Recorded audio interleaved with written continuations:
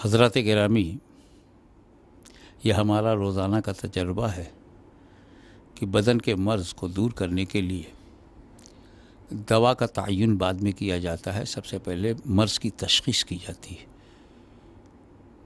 اور جب مرض کی تشخیص ہو جاتی ہے تب تجویز پر عمل کیا جاتا ہے. انبیاء و مرسلین کی یہ سنت کریمہ رہی ہے کہ وہ سماج کے مرض کی تشخیص کے بعد اس کا معقول علاج فرماتے تھے. انبیاء کرام کے بعد اس فریضے کو انجام دینے کے لیے اولیاء کرام کا انتخاب ہوا، اور علماء ربانیین نے اس کام کو آگے بڑھایا.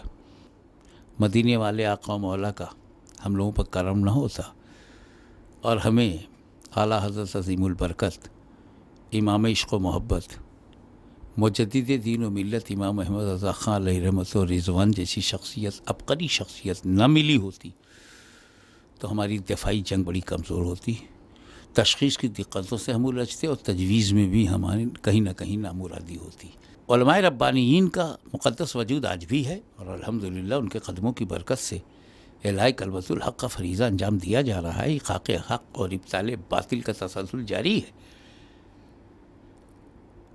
علامہ فضل حق خیرآبادی یا امام عبدالقادر بزایونی، امام احمد رضا خان فاضل بریلوی، ان کی امانتیں آج بھی ہمارے پاس محفوظ ہیں.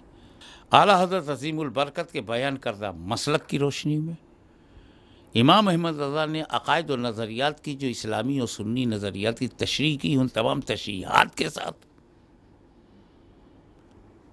افکار رضا کو لا علم عوام میں پھیلانے کا جو کام آج دعوت اسلامی کر رہی ہے. 40 سال سے امام احمد رضا کی فکر کو دنیا کے 35 ملکوں میں لے جا چکا ہوں، دنیا کے 5 براعظم میں لے جا چکا ہوں.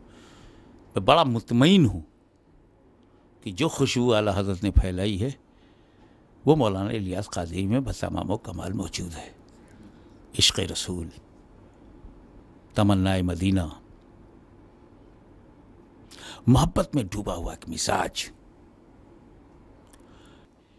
میں نے جو اپنی آنکھوں سے ان کی للہیت، سنت پھیلانے کا جو جوش، اور جوش میں جو ایک بہت ہی خوبصورت ہوش، وہ سب سے پہلے سنت اپنے اوپر نافذ کرتے ہیں، پھر لوگوں سے کہتے ہیں کہ اس پر عمل کرو.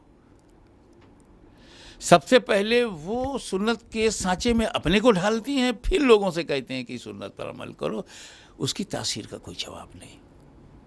میں دعا گو ہوں کہ مولا تعالیٰ اسے حسد حاسدہ سے بھی بچائے، آشوب روزگار سے بھی بچائے، مولانا الیاس قادری کے علم عمر میں برکت عطا ہو، اور اہل سنت و جماعت کو زیادہ سے زیادہ فیضان سنت سے فیضیاب ہونے کا شرف عطا فرمائے.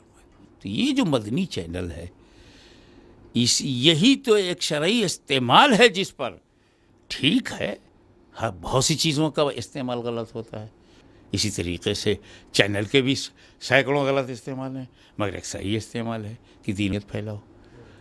رہی بات غیبت، تو غیبت تو وہ بیماری ہے، وہ بدترین اور اس قدر مفسد ہے، وہ قطع تعلق، قطع رحمی، قطعی محبت، یہ جتنے انقطاع ہیں سب غیبت کے بطن سے پیدا ہوتے ہیں. یہ جو اگر ہمارے اندر سے 2 چیزیں نکال دی جائیں، ایک تو جھوٹ بولنا اور دوسرا غیبت کرنا، میں سمجھتا ہوں کہ 90% ہماری اخلاقی کمزوریاں ختم ہو جائیں گی.